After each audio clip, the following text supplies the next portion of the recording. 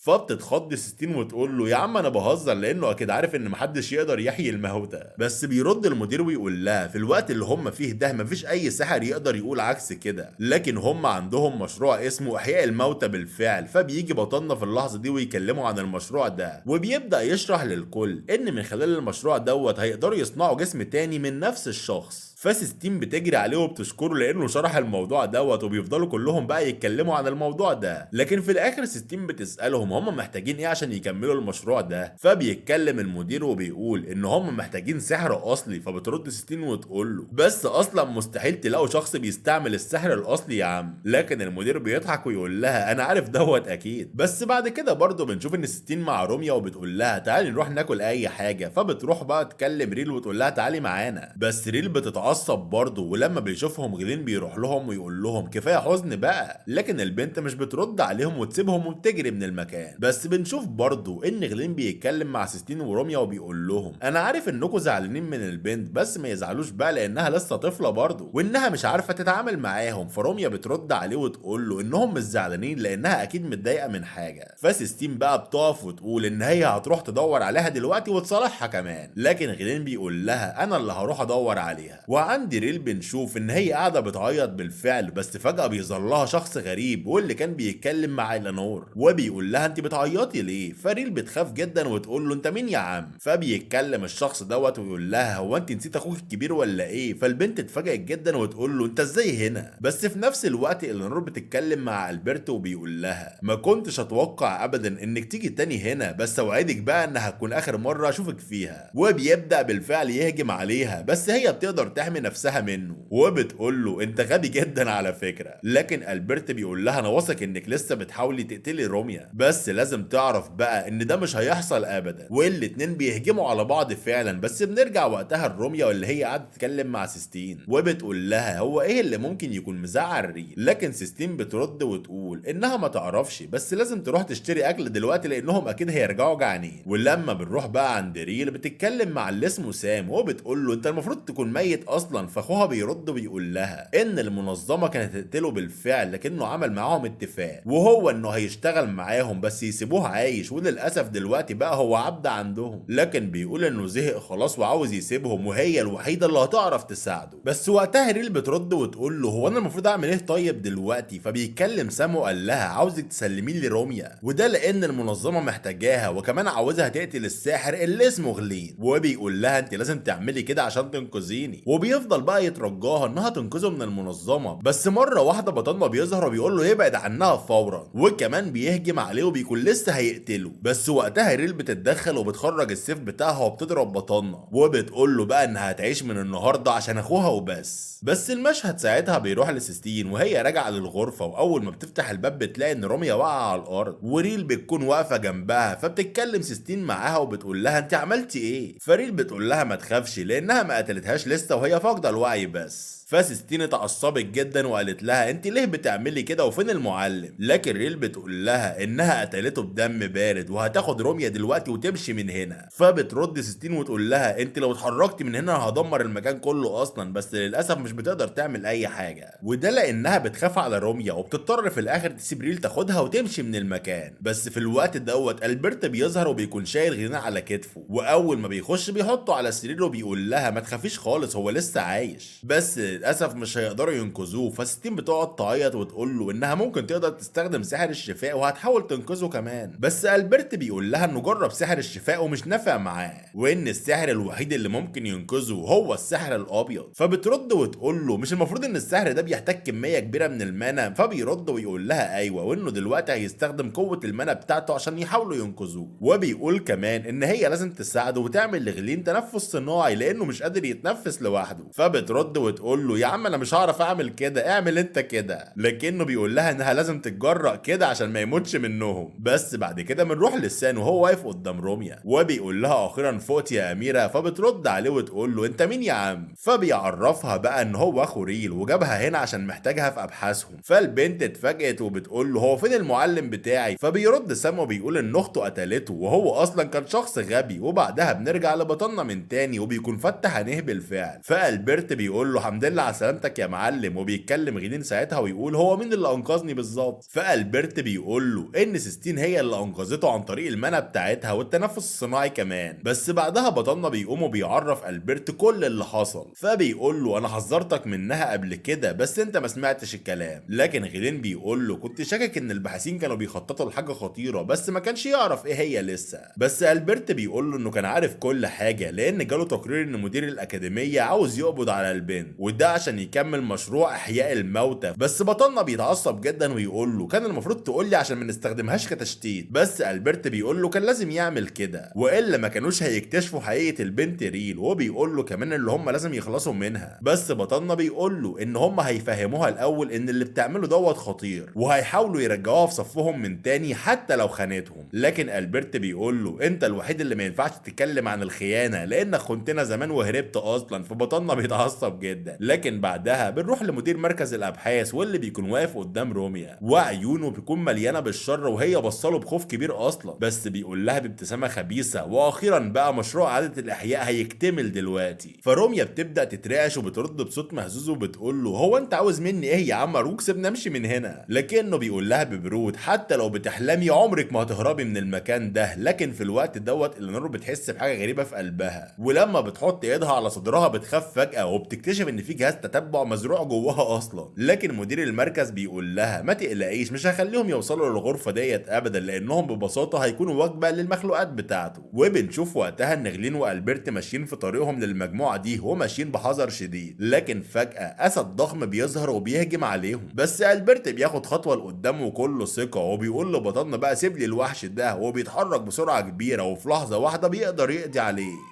لكن قبل ما يرتاحوا من الاسد بيظهر وحش تاني، فبطلنا بيتحرك بسرعه وبيهجم عليه بنفسه وبيقدر ان هو يقضي عليه بضربه واحده كمان. لكن وقتها اليانور بتتكلم مع سام وهي بصله بقلق وبتقول له احنا هنسيب البيع على اختك دلوقتي، وده لانها مش هتعرف تخش في اي قتال غير لما المشروع يكتمل. لكن بيرجع المشهد للاكاديميه من تاني وستين بتكون واقفه قدام الطلاب وملامحها بتكون جاده جدا وبتعرفهم ان عندها ليهم خبر وحش جدا وان روميا اتخطفت دلوقتي. فالطلاب كلهم بيتخضوا وبيبداوا يبصوا لبعض بقلق، لكن واحد منهم بيصرخ ويقول انهم لازم يدوروا عليها ولازم يرجعوها. لكن سيستين بترد بكل ثقه وتقول لهم ما يقلقوش ابدا، وده لان غلين راح بنفسه وهيرجعها كمان. لكن الطلاب ما بيكونوش عارفين يقعدوا ساكتين، وواحد منهم بيقول لهم احنا مش هنقعد نستنى في المكان ده. بس في الوقت ده عند بطلنا مدير المركز بيتحول لوحش ضخم قدام عينيهم وبيبدا يصرخ بشكل مرعب جدا. فبطلنا بيبص ليه بشكل حاد وبياخد قرار سريع وبيقول ان هم هيكملوا الطريق وهو هيتصرف معاه. لكن بنرجع من تاني للطلاب اللي بيكونوا متحمسين زياده عن اللزوم. لكن واحد بيحاول يهدي الكل وبيقول لهم انتوا بتفكروا ازاي عشان تروحوا ورا المعلم من غير اذنه. لكن واحد تاني بيعترض بعصبيه وبيقول له انت عاوزنا نقعد قاعدين ساكتين يعني. لكن وقتها سيستين بتتدخل وتقول لهم ان هو قصده ان حتى لو رحنا مش هنعرف نعمل اي حاجه والاحسن ان احنا نستناه هنا. فبنرجع بقى لبطلنا من تاني اللي بيدمر الباب وبيظهر في اللحظه المناسبه. ابتسامه بيقول لروميا وصلت في الوقت المناسب صح ولا ايه؟ فوقتها البنت بتفرح جدا وهي بتقول ان هي فرحانه ان هو لسه عايش اصلا. بس سام بيقف قدام غلين وبيضحك بسخريه، وبعدها بطلنا بقى بيبص له وبيقول له انت شخص غبي على فكره وحقير، وده لانه بيجبر اخته على افعال منحرفه. فريل وقتها بتتعصب وبتصرخ في بطلنا وتقول له انه ملوش اي دعوه باخوها ولو قرب منه تاني هتقتله تاني. بس بطلنا بيرد بكل برود وبيقول لها انت غبيه على فكره لانه مش اخوها وان اخوها مات من سنتين. فريل بتتخض جدا وعيونها بتوسع وبتبدا تصرخ وتقول له يخلص لانه اخوها وبتبدا تهاجمه كمان. لكن بطلنا بيرفع المسدس وبيضرب طلقه تحذيريه ليها وبيقول لها بكل هدوء قولي لي اسم اخوكي ايه طيب. فريل بترد بعدم تردد وتعرفه ان اخوها اسمه سام، وبمجرد ما بتقول الاسم دوت جسمها بيبدا يضعف وبتقع على الارض كمان. فوقتها بطلنا بيجري بسرعه وبيخبطها على دماغها وهو بيقول لها بقى ان الشخص المزيف دوت مش اخوكي ابدا، وده لان اخوها الحقيقي اسمه سون. وبيسحب المسدس وقتها وبيضرب على المشروع عشان يحرر روميا. بس في مكان تاني زعيم المنظمه بيتكلم مع إيلانور وبيقول لها ان الدنيا باظت خالص من ساعه حادثه المشروع بتاع احياء الحياه وانهم لازم يخلوا بالهم بعد كده من قوه الاميره ارمينيا. فإيلانور بترد بقلق وبتقول له مفهوم بس في ناس جوه المنظمه بيحموها دلوقتي. لكن وقتها الزعيم بيرد بكل برود وبيقول لها انها لازم تخلص منهم باي ثمن. لكن بعد العركه دي كلها بنرجع للاكاديميه وام سيستين بتتكلم مع ريلو وبتقول لها ان روميا بتحكي دايما عن اعجابها بالمعلم غلين وبيسالوها بقى لو كانت بتحبه هي كمان. فالبنت وشها بيحمر جدا فبترد وتقول لهم طبعا ده مفيش حد احسن منه اصلا. فام سيستين بتضحك وبتعلن ان هم هيسافروا للعاصمه الامبراطوريه وبتقول لهم بقى يخلي بالهم من البيت. فسيستين بتطمنها وتقول لها ما تقلقش ابدا لان هم اللي لازم ياخدوا بالهم من نفسهم. بس وقتها بنشوف سيستين وهي ماشيه في الاكاديميه وفجاه كتاب بيقع منها. فسيلكيا بتشوفها وبتبتسم وبتقول ان الكتاب دوت عن قلعه السماء وان هي اكيد بقى جايباه عشان جدها كان بحث في الموضوع ده. فسيستين بترد وهي بتبص للكتاب وبتقول لها ايوه بس مش بتكون متاكده لو هتعرف تحقق الحلم بتاعه ولا لا. فسيلكيا بتضحك وبتقول لها ان الحمقى بس هم اللي بيحققوا احلامهم، لكن اللي بيفضلوا يحاولوا دول بس عمرهم ما بيوصلوا لاي حاجه. لكن بعد كده بنروح للمكتبه وبنشوف ان ستين قاعده مع غلين وبتبص ليه بخجل شديد، فبطلنا بيقول لها بجديه لما كنت على وشك الموت ليله امبارح انت اللي استخدمت تعويذه الشفاء صح ولا لا؟ فسيستين بتتحرج وبتلف وشها لبعيد، بس فجاه ريل بتخش وبتضرب بطلنا بدون اي مقدمات وبتصرخ وتقول له انت لو زعلت ستين مش هسامحك بعد كده على فكره.